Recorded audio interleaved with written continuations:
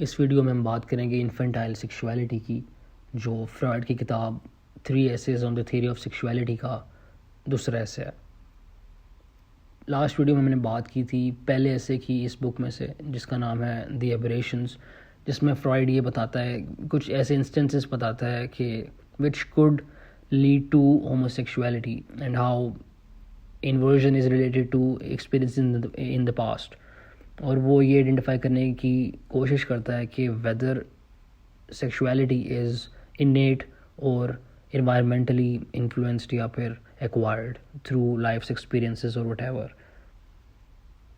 इस वीडियो में हम बात करेंगे अबाउट इन्फेंटाइल सेक्सुअलिटी। और ये जो बुक जो पब्लिश हुई थी 1905 में, ये ऐसा दौर था कि ये माना जाता था कि जो आपकी सेक्सुअल इंस्टिंक्ट होती है वो डेवलप होती है या तो प्यूबर्टी के एज पीरियड के अराउंड या फिर उसके बाद।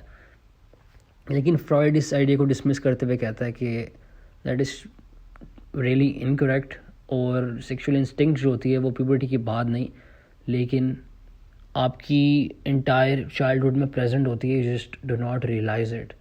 और because of certain suppressions it might not be noticeable among infants.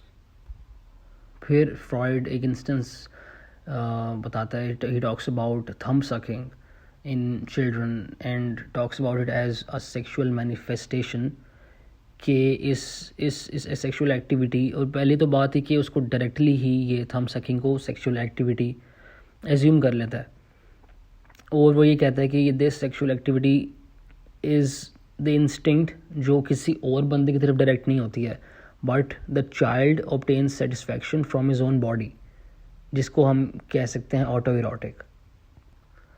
And Freud kind of links it to breast feeding and he kind of says कि जो चाइल्ड है, जो बच्चा है, who is deriving pleasure from thumb sucking, उसने पहले से ये प्लेजर एक्सपीरियंस किया हुआ है जिसको वो रिन्यू करने की कोशिश कर रहा है।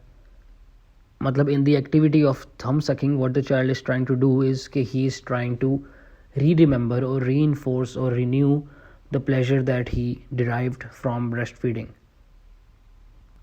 और ये इस sexual activity which is the thumb sucking, इसका यूनिक फीचर ये है कि it is not external, the child derives pleasure from his own body and he does not rely on an external source. फिर फ्रॉयड बात करते हैं directly breast feeding की, कि how this was the child's first and most vital activity, जिसकी वजह से जो बच्चा, जो चाइल्ड है, वो फेमिलियराइज हो गया प्लेजर के साथ कि what is pleasure.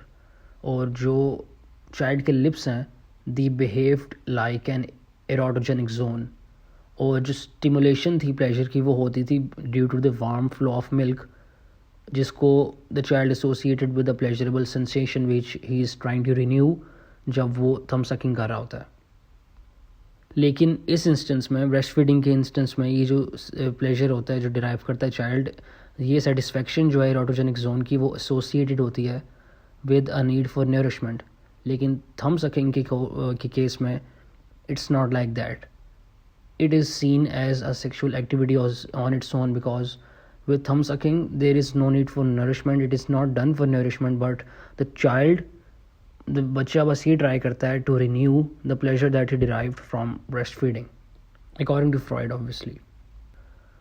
The child does this, the child starts thumb sucking जब the period of breastfeeding is over, when the child grows teeth और उसको sucking की ज़रूरत नहीं होती, he can eat food by chewing it up with his teeth.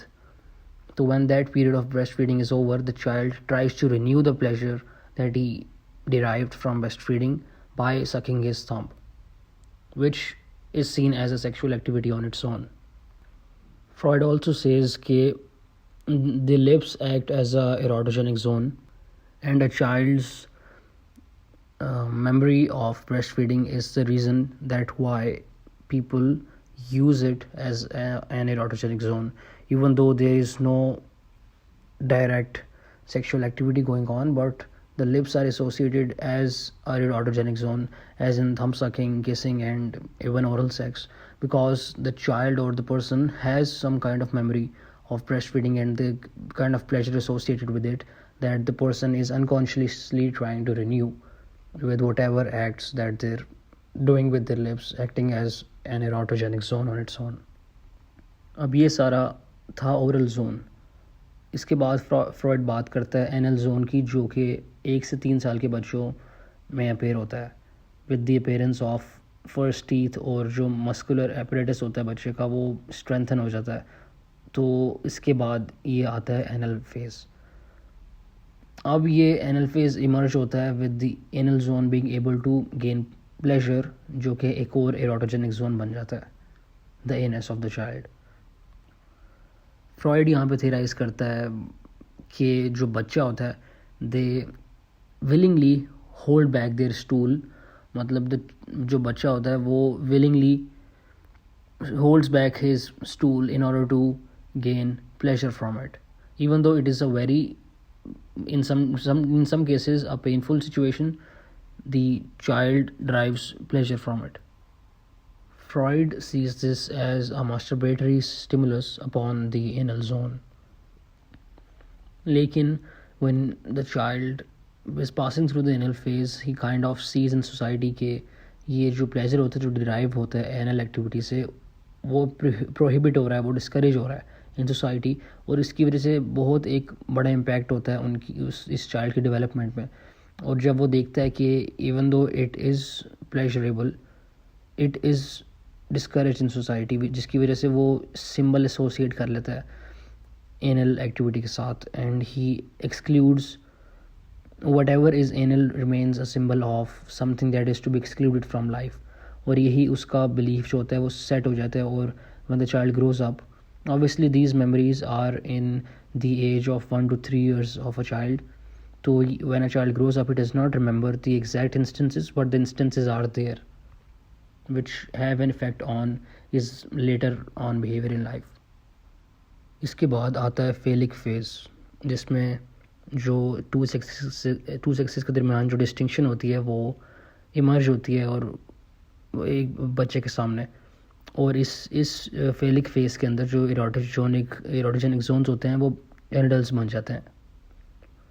According to Freud, in this age the children attempt masturbation, और ये काफ़ी discourage होते हैं, सप्रेस किए जाते हैं बाय देयर पेरेंट्स. इसकी वजह से स्पेशली इन बॉयज़ एक कास्ट्रेशन कॉम्प्लेक्स बन जाता है, जब जो पेरेंट्स होते हैं वो थ्रेटन करते हैं to cut off the penis of the boy if his masturbation does not stop. इसके बाद ये एक कास्ट्रेशन कॉम्प्लेक्स जो फ्रॉइड ने इसको नाम दिया है वो डेवलप हो जाता है लड़कों के अंदर, बच्चों के अंदर. और ये बच्चे जब देखते हैं अपनी फैमिली में फीमेल मेम्बर्स को that how they do not have a penis, they develop infantile theories of mutilation के ऐसा क्यों है, why do they not have a penis, was it cut off, was it mutilated, and they develop a fear of losing their own penis, which is again the entire concept of castration anxiety. इसके अलावा Freud talks about how some boys devalue the genitalia of women, और वो बात करता है in obviously also the previous essay which is the aberrations, कि how when a child looks upon the female genitalia they become frozen like someone who has seen Medusa. they मतलब stone बन जाता है बिल्कुल, because he is horrified by the image. और इसकी वजह से जो चाइल्ड होता है वो डी वैल्यू करता है the genitalia of women, which leads to the overvaluation of the penis and consequently homosexuality. इसकी डिटेल थोड़ी बहुत लास्ट वीडियो में है, क्योंकि होमोसेक्सुअलिटी से पूरा वही ऐसे लिंक्ड है, द एबरेशंस. इस ऐसे में एक्सक्लूसिवली फ्रॉइड ने बात की है about the presence of sexual instinct in childhood.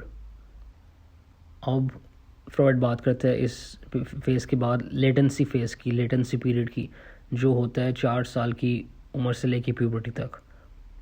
अब इस लेटेंसी पीरियड के अंदर जो सेक्सुअल इंस्टिंक्ट होती है वो फुली डेवलप होती है, और वो डेवलप ऐसे होती है कि पेरेंटल लव जो होता है, हग्स, किसेस वगैरह, स्ट्रोक्स या फिर whatever, all this kind of parental love could lead to spoiling, क्योंकि जो बच्चा होता है वो इनकेपेबल हो जाता है बिकॉज ऑफ ऑब्वियसली ज़्यादा प्यार करने की वजह से, कि वो बाद में अपनी लाइफ में इनकेपेबल हो जाते हैं डील करने से कम प्यार के साथ.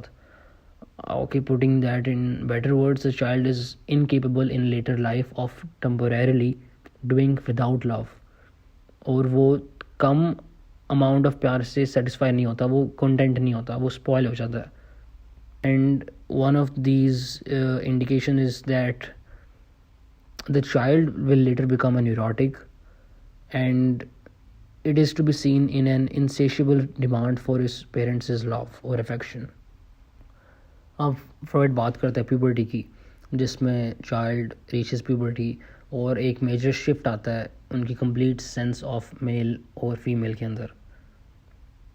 और फ्रॉइड ये भी थेराइज करता है कि you obviously might have heard of it if you heard of Freud, कि Freud says in this essay कि children basically look for their parents in their choice of partner. और वो कहता है कि अगर आप इतने फॉर्चुनेट हैं कि आपने काइंड ऑफ अवॉइड कर लिया, आपको लग रहा है कि आपने अपने पार्टनर में you have not seen a shadow of your parents, you are very wrong because you just do not realise it.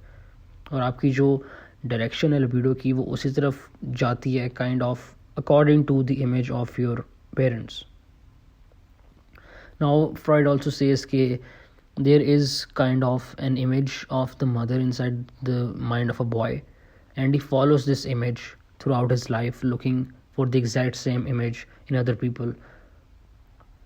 Freud says that काफ़ी traits जो होती हैं जैसे jealousy हो गई, they have an infantile root because what the child sees in the relationship of his parents is projected later on in his own relationships. Like agar the child has seen a lot of trauma, has gone through a lot of trauma and has seen ke his parents are fighting and वो unhappy हैं अपनी marriage से, तो फिर एक ये pre-disposition सी बन जाएगी कि जो चाइल्ड है वो भी उसी तरह की फीलिंग्स पोर्ट्रे करेगा अपने पार्टनर्स के साथ. एक अनकम्फर्टेबल सी एक कॉम्प्लिकेटेड सिचुएशन बन जाएगी और the child will himself become a product of trauma which he will throw on to other people because he himself had some of that trauma in his life earlier in his life. Freud and पे एक दो चीज़ों की बात करता है, कुछ sexual theories की बात करता है कि by looking at sex as bad and keeping a mystery children would piece together theories के जिसका इफेक्ट होगा काफ़ी ज़्यादा उनकी अपनी सेक्सुअलिटी पे and how they view their own sexuality and those of others, और वो ऑटोमेटिकली एसोसिएट कर देंगे सेक्सुअल एक्टिविटी को सैडिज्म के साथ. और not understanding the value of the female genitalia would lead to devaluation of the female sexuality, और repression जो है वो इनएविटेबली लीड करेगी टूवर्ड्स कन्वर्जन सिम्टम्स और हिस्टीरिया. एंड पे फ्रॉइड ये मेंशन करता है कि all of this problems could be solved by sex education. So that was kind of everything जिसके बारे में फ्रॉइड बात करते हैं इन्फेंटाइल सेक्सुअलिटी की, जो कि सेकंड ऐसे है इस किताब में. अगली वीडियो में मैं बात करूँगा तीसरे ऐसे की जिसका नाम है द ट्रांसफॉर्मेशंस ऑफ प्यूबर्टी.